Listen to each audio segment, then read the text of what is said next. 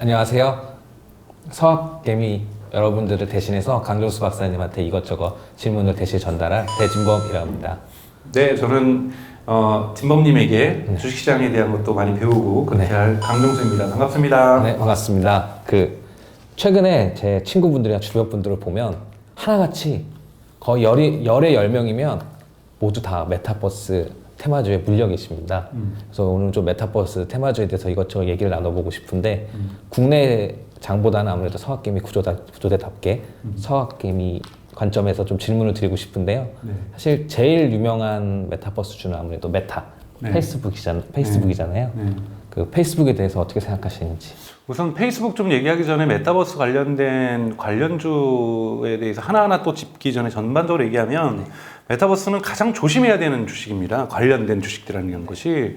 왜냐하면 저는 메타버스 자체의 시대가 안 온다고 생각하지는 않지만 항상 제가 테슬라 할 때도 말씀드렸지만 비즈니스의 펀더멘탈을 보고 주식 가치를 봐야 되는데 메타버스는 아직 비즈니스가 형성되지 않고 있어요. 네. 근데 여기다가 투자를 한다는 것은 미래의 꿈에다가 투자하는 거랑 거의 똑같습니다. 나 봉이 김선달인데 평양 가서 대동강 물 팔아갖고 올 건데 근데 아직은 대동강 가지 않고 아직 한강에 있어서 대동강 가야지 어떻게 물을 가지고 와야 될지 모르겠는데 나 투자해 줄 수 있어? 그 물이 한강보다 물이 훨씬 더 좋아. 물 품질도 좋고. 거의 이 수준에 지금 저희가 좀 투자하고 있기 때문에 매우 위험하다라고 좀 말씀을 먼저 좀 드리면서 하나하나 좀 볼 필요가 있다고 저는 생각이 들어요. 네. 그러니까 메타버스를 무엇이라고 정의하냐도 중요한 건데요. 다들 뭐 메타버스가 중요해. 메타버스의 세상이 올 것이야. 왜 중요하고 왜 뭐 거기서 어떤 돈을 벌 수 있죠? 그건 난 몰라. 대부분이 이런 논이고 뭐 아바타가 있는 세상이야. 뭐 저는 말도 안 되는 소리라고 저는 생각이 들어서 아까 전에 계속 말씀드린 것처럼 우리가 주식시장을 바라볼 때는 또는 시장을 바라볼 때는 신호와 소음을 볼 필요가 있다. 자꾸 제가 잡음이라고 얘기를 해서 네. 신호와 소음을 볼 필요가 있는데 신호도 중요하고 신호가 흔히 말해서 비즈니스 펀더멘탈이라고 한다면 소음은 흔히 말하는 스토리텔링을 얘기를 해줄 수 있는 적절한 일종의 추임새예요. 네. 근데 이 추임새가 를 넘어서서 과잉된 이 소음이 있거든요. 이런 소음을 걷어낼 필요가 있는데요. 이 사실은 이 메타버스와 관련돼서는 이 신호의 양보다 소음의 양이 너무 큽니다. 그리고 그러다 보니까 여기서 만들어진 다양한 스토리는 펀더멘탈이 매우 약한 스토리라고 볼 수가 있는 거죠. 자, 페이스북을 보죠. 페이스북을 보면 페이스북이 왜 메타버스를 꺼내는지 저는 천재적이라고 생각이 들어요. 경영적으로는 천재적이에요. 왜냐하면 페이스북은 바이든 행정부가 들어서고 유럽에서의 어떤 규제가 강화되면서 가장 규제가 심각하게 받을 수밖에 없는 2022년에 11월에 지금 미국의 중간선거가 있고 그리고 올해 4월에 프랑스 선거가 있습니다. 프랑스에 있는 이 마크롱 대통령이 뭐라 그랬냐면 빅테크의 규제가 나의 당선에 있어서 가장 중요한 이슈가 될 거라고 얘기를 했거든요. 그래서 지금 4월 이전에는 빅테크에 대한 규제를 하려고 해요. 가장 핵심이 뭐냐면 인스타그램하고 페이스북 쪼개는 거예요. 그러니까 지금 페이스북은 창사 이래 가장 큰 위기를 맞고 있습니다. 유럽 내에서 말씀하시죠. 그 유럽에서도 그렇고 지금 미국에서도 마찬가지예요. 미국에서도 마찬가지이기 때문에 미국에 11월에 중간 선거가 있기 때문에 민주당 입장에서는 빅테크를 규제하려면 11월 이전에 해야 됩니다. 그러면 2022년은 가장 결정적인 페이스북에서는 물론 페이스북만이 아니라 아마존 저기라든지 구글도 되게 큰 위협을 받고 있습니다만 네. 가장 큰 위협을 받고 있는 건 페이스북이거든요. 네. 이 페이스북이 이 위기를 돌파하기 위해서 메타버스라는 카드를 꺼낸 거예요. 네. 세상은 메타버스로 가. 그리고 우리는 메타버스 기업인데 우리가 왜 규제받아야 돼? 이렇게 만들어버린 거고 사람들이 거기에 몇 가지 쭉쭉 이게 호흡이 맞으면서 그래 메타버스야 한 거예요. 판을 키운 거네요. 그래 판을 키운 거죠. 그러니까 SNS로 바라보면 너무 규제 받을 것이 많으니 우리는 SNS 기업 아니야. 그렇죠. 그렇게 얘기하는 거죠. 로블록스도 보면 로블록스 정말 전 좋은 기업이라고 생각해요. 근데 로블록스가 IPO하기 6개월 전까지는 메타버스라는 말을 한 번도 쓰지 않습니다. 근데 이 메타버스가 뜨니까 IPO 6개월 전부터 우리는 메타버스 기업이라고 일종의 레이블을 붙여버린 거거든요. 네. 그러니까 이런 식으로 하면서 사실 로블록스는 본인들이 붙였다기보다는 주변도 붙였는데 본인들도 붙여요. 나중에 6개월 그러니까 이거를 이제 뉴욕타임즈가 한번 분석을 했는데 본인들 입으로 메타버스 얘기하기 전은 언제부터 했느냐? 딱 IPO 6개월 전부터. 이러면서 다 우리 메타버스야 하면서 메타버스의 세상이 올 것처럼 얘기하는데 저는 메타버스를 무엇으로 정의하냐면 모바일 이 시대 이후의 시대가 메타버스일 거라고 얘기를 하지만 그걸 메타버스가 아니라 그냥 뭐 또 다른 강정수의 시대라고 이렇게 붙여주진 않겠지만 이렇게 붙여도 돼요. 네. 그러니까 즉 유선 인터넷 시대, 무선 인터넷 시대에 다음에 올 시대를 갖다가 우리가 무엇이라 부를까 해서 일부 주자들이 메타버스라 부른 거예요. 그래서 다음 시대는 분명히 오겠죠. 스마트폰 시대가 지금 15년이니까 이것이 물론 20년 돼서 30년 될 수 있지만 다음 시대는 곧 올 거라고 저도 생각이 들어요. 근데 그것을 메타버스로 정의할 것이냐? 그거는 모르는 거예요. 애플 같은 경우에는 우리는 절대 메타버스라는 단어 안 쓰겠다 얘기를 하고 있거든요. 다음 세계 시대는 우리도 준비하고 있다. 하지만 그거는 메타버스는 아닐 것이다라고 얘기를 하고 있다는 말이에요. 그러니까 메타버스라고 힘겨루기인데 지금 메타는 즉 페이스북은 이름까지도 메타로 바꾸면서 우리는 규제받을 시장이 아니라 신시장, 새로운 시장, 이머징 마켓에서 우리는 열심히 노력하는 기업일 거야. 근데 왜 이머징 마켓을 개척하는 서구 개척자와 같은 우리를 너네 규제하려고 해?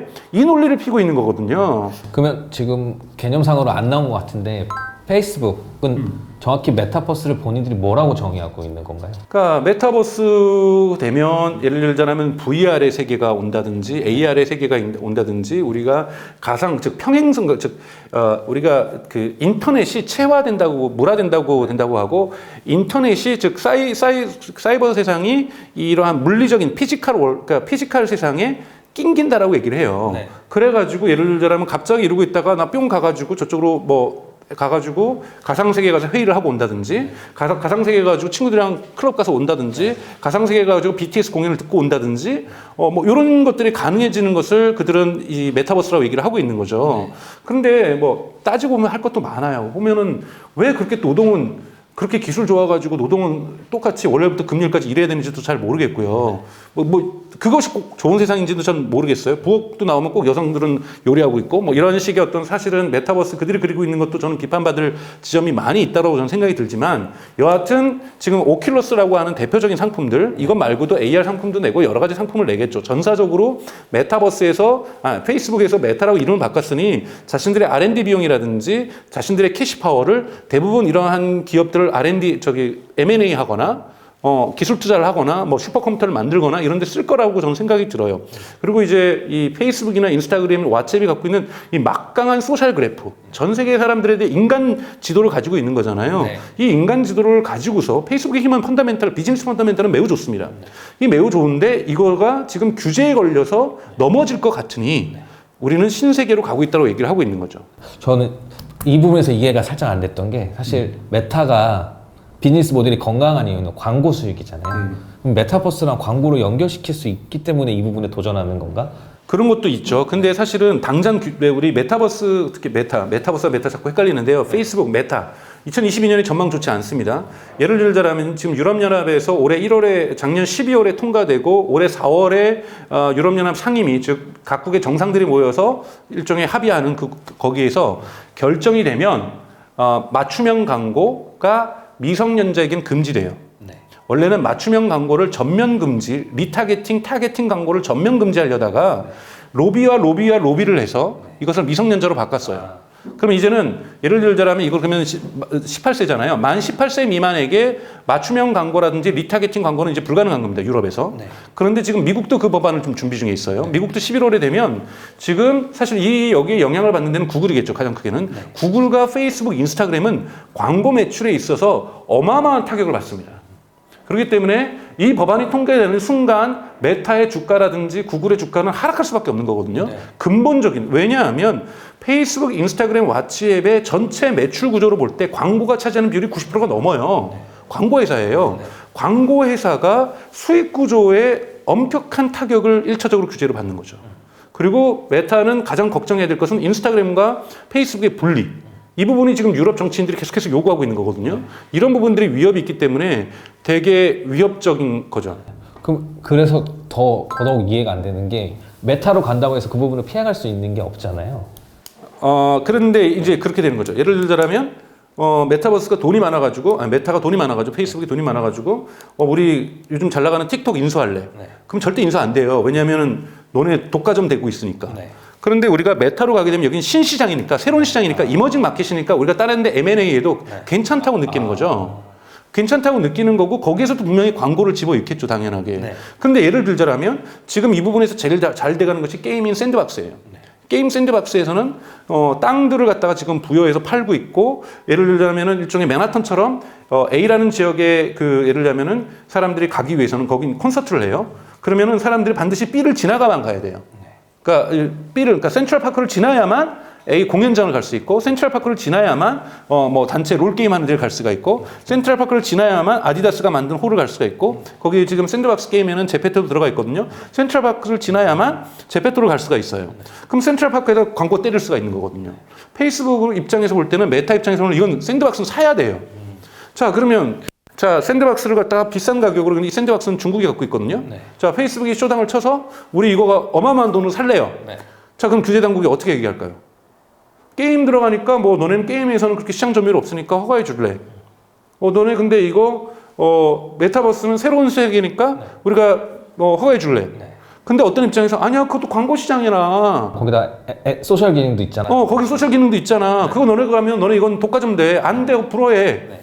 엄청난 논쟁이에요. 그러니까 즉 이미 사이즈가 커진 기업은 새로운 사업을 시작하기가 되게 어렵습니다. 네. 특히 M&A를 통해서 많이 새로운 사업을 시작하는데, 페이스북 입장에서 여러분 만약에 메타가 샌드박스를 인수했다 그러면 이건 주가는 대박 치는 겁니다. 그런데 규제 당국이 샌드박스 인수는 우리가 불허할 가능성이 높아. 그러면 확 떨어지는 거죠. 네. 자, 이 유사한 지금 사례가 어디 있냐면, 마이크로소프트가 얼마 전에 인수하겠다고 했죠. 블리자드 인수하겠다고 얘기했죠. 네. 이 블리자드 인수 같은 경우가 사실 저는 유사한 케이스인데, 마이크로소프트가 뭐라고 얘기를 했냐면, 우리 블리자드 인수하면서 이 액티비전 블리자드 인수하면서 우리는 메타버스의 신세계를 열겠다 그랬어요. 네. 그러니까 즉 액티비전 블리자드는 메타버스다라고 얘기를 한 거예요. 네.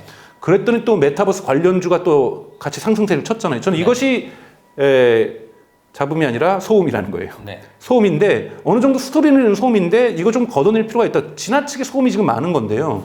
예를 들자면 액티비전 블리자드 같은 경우에 소니 플레이스테이션에도 콘솔 게임에다가 게임을 공급해주고 있어요. 네. 근데 만약에 지금 거기에서 경쟁하고 있는, 소니 플레이스테이션과 경쟁하고 있는 이 하이엔드 하드웨어 시장의 게임 콘솔 시장에서 경쟁하고 있는 것은 소니 플레이스테이션과 엑스박스란 말이에요. 네. 마이크로소프트가 갖고 있는. 자, 근데 마이크로소프트가 예를 들면 액티비전 블리자드를 가진 다음에 이걸 가지고 있는 게임들을 소니에게 공급을 안 할 수도 있거든요. 네.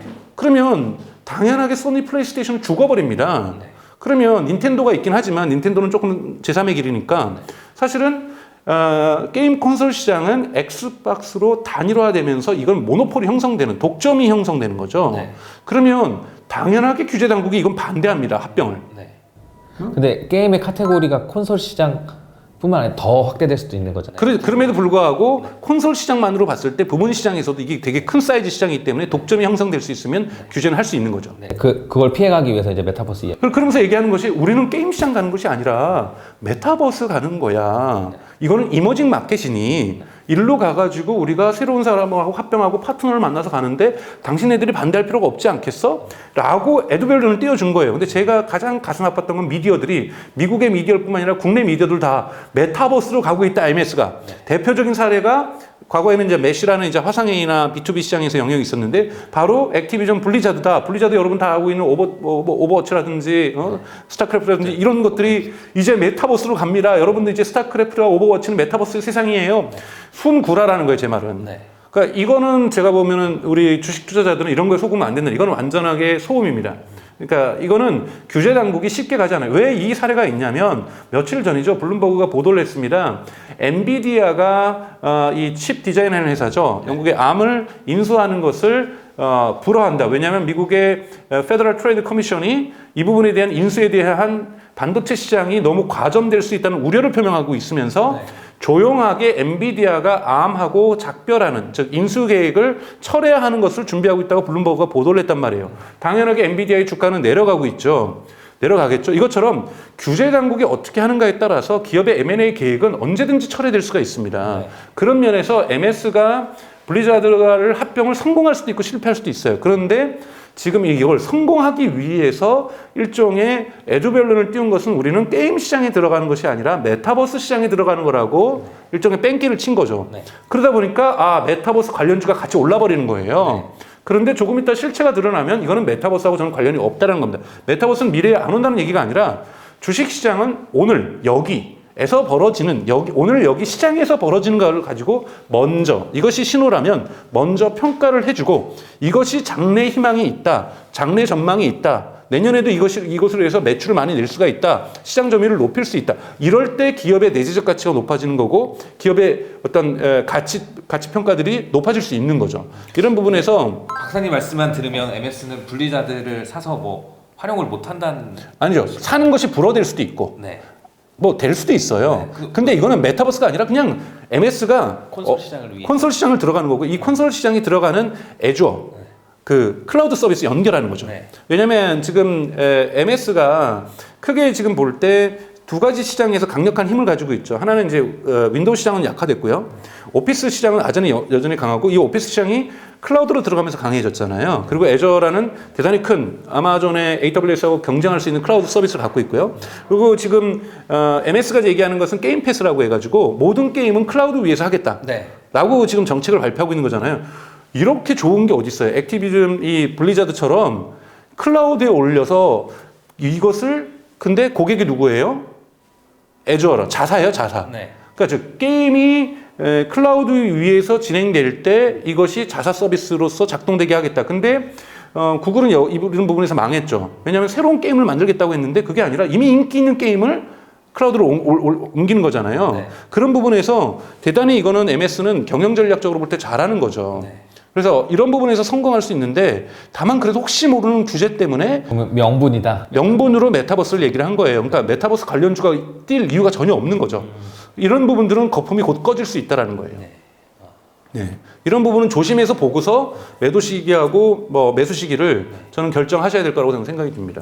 그러면 MS는 분리자들을 제외하고는 메타버스에서 어떤 뭐 주목할 점은 없는 건가요? 그러니까 그 부분이 있다는 거죠. 그거 자체도 매출이 있고 또 문제는 이제 블리자드의 경영진들에 대한 평가가 최근에 안 좋았거든요. 이런 부분에서 경영 쇄신도 좀 해낼 수 있으면서 좀 더 블리자드를 갖다가 프라핏이 좋은 기업으로 만들 수 있는 가능성도 존재하는 거고 블리자드를 애저라고 하는 이 클라우드 위에다가 올리게 되면서 클라우드 시장에 있어서 게임이라는 강력한 시장이 들어오게 함으로써 이 클라우드 시장에서의 애저의 힘들을 확대하는 이런 어떠한 효과도 볼 수가 있는 거고 콘솔 시장에서 소니 플레이스테이션과 강력하게 싸울 수 있는 무기를 또 갖게 되는 거라서 여러 면에서 의미가 있어요. 경영적으로. 그래서 MS가 블리자드 인수한 건 잘한 거예요. 네. 잘한 거고 이것이 정말 완성된다라면 MS의 주가에 온전히 반영될 필요가 저는 있다라고 생각이 들고 지금 일부 반영되고 있지만 네. 문제는 규제 당국이 노할 가능성도 낮지가 않다라는 거죠. 규제 가능성을 열어두고 접근을 해야 된다. 그렇죠. 그래서 만약에 규제 조짐들이 강해지면 이거는 이제 판단하셔야 돼요. 그러니까 즉 MS가 블리자드 인수에서 오는 이런 증폭되었던 주가는 충분히 빠질 가능성이 존재하고 있다는 거죠.